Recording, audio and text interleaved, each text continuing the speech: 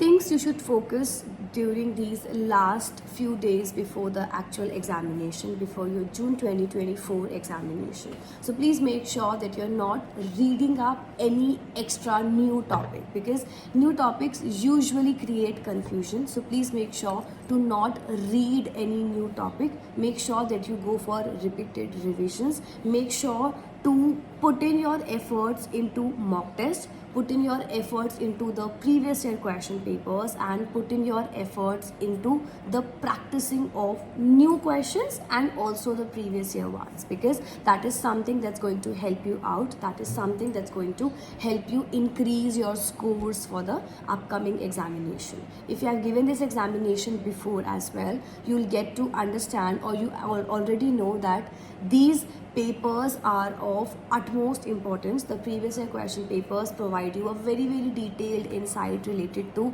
how or what type of questions are asked. So please make sure to practice out the questions as much as possible. Make sure to revise the topics as much as possible. Make sure to put in your efforts into what's already done and not focus upon what is left behind.